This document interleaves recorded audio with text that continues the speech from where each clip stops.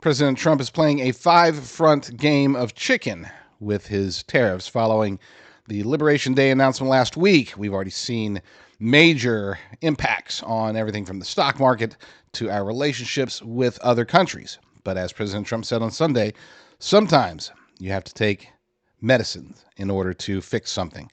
And that something that needs to be fixed is our trade relationships with the rest of the world. They have been lopsided against us for decades, and it's time to fix that. The time to fix it is now. And it is, for those who are saying maybe he should have taken an incremental approach, I disagree. You know, it's a ripping off of the Band-Aid. Like you said, you take all your medicine, take it now, take it up.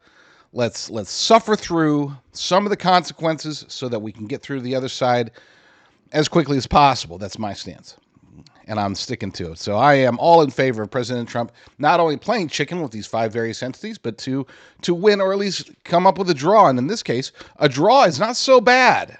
Okay, a draw means that everybody stands down. Everybody in this particular country or whatever, we all just ease down the tariffs and get to a point of, hey, it's now suddenly fair. Awesome. But before we get into the list of challengers, opponents in these games of chicken, let's look at what the possible outcomes are. Outcome number one is that the opponents back down and do President Trump's will. It's very possible. We're already seeing that in some cases. Vietnam looks like they are going all in for backing all the way down. Great. Option two is that President Trump backs down and says, you know what, we're just going to pull the tariffs back, send them back to where they were before, and we'll just keep paying your tariffs. That is, of course, a big-time loss if that were to happen. Option three is that both sides come together, sort of back down, but meet in the middle and come up with basically negotiate terms of a draw. And that's the most likely scenario in most of these cases. President Trump isn't playing just to win. He's playing to get things level. And sometimes that means coming to the negotiating table and just saying, hey, you guys are here, we're here, we're now back up to here, so let's bring it down to here.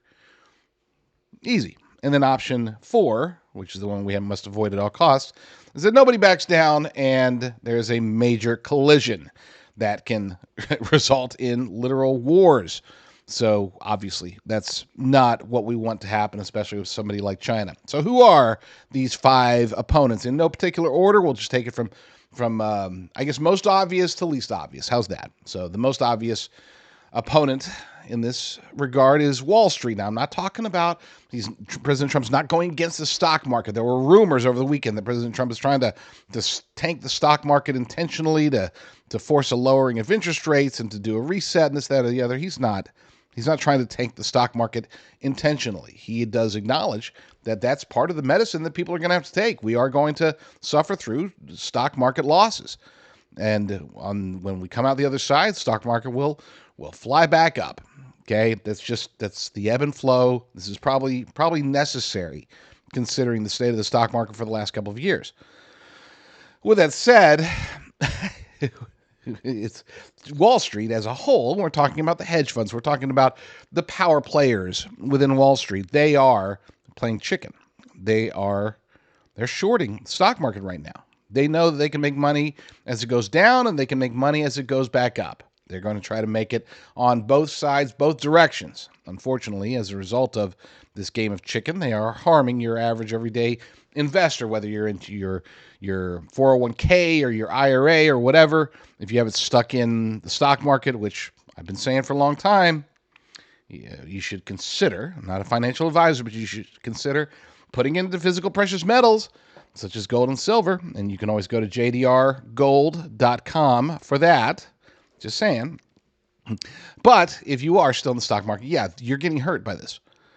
You are. And Wall Street doesn't care. They're going to play chicken because they know, again, that they can make the most money by shorting the stock market now and then buying back up later and riding it back up to the top. That's their modus operandi. That's what the worst of the worst people do. I mean, if you just do your research into George Soros and figure out where he got his riches.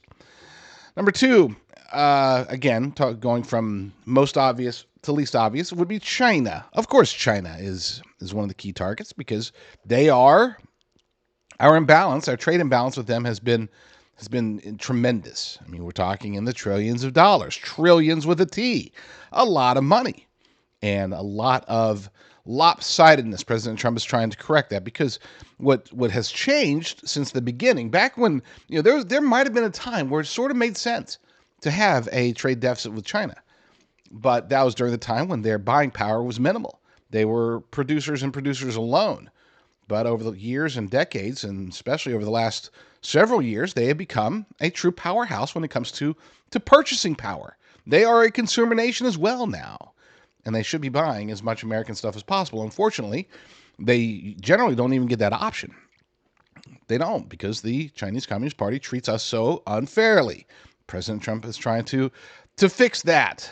And of course, that's the one where, when we're talking about option 4, that being nobody blinks, nobody backs down, and there's a collision, well, that's the one that we really want to avoid, because again, that would mean war.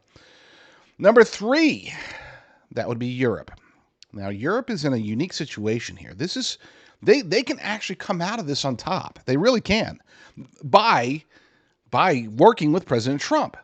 And in many, even if they just back all the way down, by backing down, by taking responsibility for their own everything, they really do have an opportunity here to break free of their globalist leanings, to break free of their dependence on the rest of the world, because Europe, as a once proud continent, once and the European Union itself as a once proud union, they have become dependent and beholden on the rest of the world, including the United States, but not exclusively the United States. This is an opportunity for them to say, hey, you know what? We can just work with each other. And I'm all in favor of that. I'm not an isolationist by any means, but I do have isolationist leanings. And as far as I'm concerned, Europe should be taking care of themselves far more than they do. They rely on everybody. I mean, they can't handle anything on their own anymore. And this is, of course, the continent that at one point in our world history used to be very dominant. Now they are submissive as can be. This is an opportunity for them to change, and I hope that they take that opportunity, and I think they will, by the way. We're already seeing leanings in that direction from multiple leaders in Europe. Not all of them, but some of them. Number 4, again, most obvious, least obvious. Corporate America, the outsourcers, not all of corporate America, but those who rely on outsourcing their labor, on importing their products. Those are the ones that are working against President Trump as we speak. They are. They're trying to figure out loopholes. They're trying to figure out ways to keep their gravy train going. When I say they, I don't want to, it's not everybody. A lot of them are like, hey, you know what? This is it. This is our opportunity to finally have an excuse to bring our production home and be more supportive of the United States of America, our home country. When we look at corporations, it's the foreign corporations. They have a great opportunity, not just for themselves, but for us as a result of these tariffs. And we're seeing many of them take advantage of them. President Trump said $7 billion, $7 trillion worth of potential, or at least committed, or at least potential investments from foreign companies into the United States to build factories here, production here, hire American workers, pay American taxes, because it'll be cheaper for them than to pay the tariffs. Well, they're I hate to say it, but they're kind of the good guys in this. They're the ones that President Trump is targeting. This is why he keeps bringing in these foreign dignitaries, foreign owners of foreign companies, and saying, hey, look, these guys are spending this many billions, and these guys are going to invest this many billions, and they're bringing their production here, and yada, yada, yada. That's great news. But the ones that are doing the opposite, the American companies that are out there outsourcing to other nations, they're the ones that are currently fighting President Trump, mostly behind the scenes. And again, when I say they, not all of them. Especially in the automotive industry, you're seeing a lot of them saying, hey, you know what? Let's just do it. Let's just bring it all back here. Go to Indiana, go to Michigan. Let's just go to Ohio, Pennsylvania. Let's hire American workers. Let's just do it. Let's do the right thing. I think they're actually excited. At least some of them are actually excited about the prospects, because for a long time, to stay competitive, it's like one guy goes or one company goes and builds plants in Mexico, and they're able to save $1,100 on a vehicle, and now they can undercut their competitor. Well, the other competitors looking to Mexico or wherever. And that's the way things have been going for a very long time. Well, now it's changing, thanks to President Trump. And then the last, unfortunately, the what I would say is probably the biggest threat to President Trump and his tariff plan is the uniparty swamp itself, especially in Congress. And we're talking particularly about the Republicans, such as Congressman Don Bacon, such as Senator Chuck Grassley. They are working to try to claw back the good old tariff powers that they failed at miserably in our history. Well, they're trying to take it back.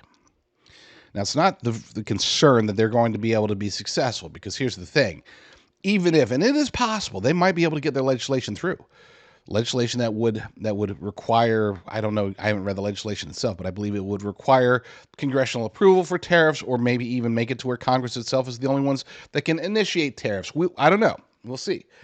But they might be able to actually get this legislation passed, and of course, then that would force President Trump to veto it. And I do not see a likely scenario at least, where they're able to overcome such a veto. But the risk here is that by going against President Trump, especially from the Republican side, by opposing him, by speaking out against the tariffs, by showing not only disunity but disloyalty at the same time, they're taking all the other characters that President Trump is currently playing chicken against and giving them hope, giving them a reason to persevere, instead of helping the nation and trying to force China to back down, trying to force Wall Street to back down, to not back down is the wrong word with Wall Street, it'd be more to surge, to pick the time as the time being sooner rather than later, for them to stop betting against the market and start betting in favor of the market and help to push the market back up. Same thing with Europe. Point is sorry, babbling here. Point is that these uniparty swampsters, the Bacons, the Grassleys, the Democrats, they're working against not just President Trump, but against the best interests of the United States of America. I'm not saying that they have to go out there and be all like, oh, yeah, we love this, because that's just not their style. But they are being pushed in this direction. It's a personal thing for them. This isn't so that they can try to help America. Okay? They're helping their own portfolios. They're helping the portfolios of their buddies. And most importantly, they're doing the bidding of the globalist elite cabal that owns them. I firmly believe that Don Bacon, in particular, and obviously others in Congress, are controlled by the globalist elite cabal, but Don Bacon in particular is leading this charge because I would say he probably volunteered. He's like, yeah, we'll take the fight through Congress. We know that we'll lose in the long term, but we'll be able to do damage to President Trump, and as a result, do damage to the United States of America and our people and our interests on behalf of his puppet masters amongst the globalist elite cabal. They can and should be unifying behind this. I'm not saying they have to agree with it. They could be against tariffs. I couldn't imagine where Rand Paul is going to be like, oh yeah, I'm all in favor of this. I like tariffs. Now I'm not saying that he needs to say that. But by golly, all these people, the Grassleys and the Bacons of the world, need to stand down and shut up, because they're fueling this anti-American push. They are giving China and Europe and the hedge funds and anti-American corporate America, they're giving them ammunition and fuel to keep going, to persist, to extend this game of chicken that President Trump is playing with them. The sooner that they realize, the sooner that they all come to the table, to the negotiating table with President Trump, and let's hammer this out, the sooner that happens, the better off America's going to be. But in the meantime, we're going to continue to be taking our medicine. And I firmly blame the uniparty swamp for prolonging this. It's not their fault that it's happening, but they could help to mitigate the damage. They could help to bring this to a successful conclusion. Instead, they're working against President Trump and thereby working against the United States of America. Protect your retirement, your life's savings with physical precious metals through an America First company. Go to jdrgold.com to learn more. jdrgold.com.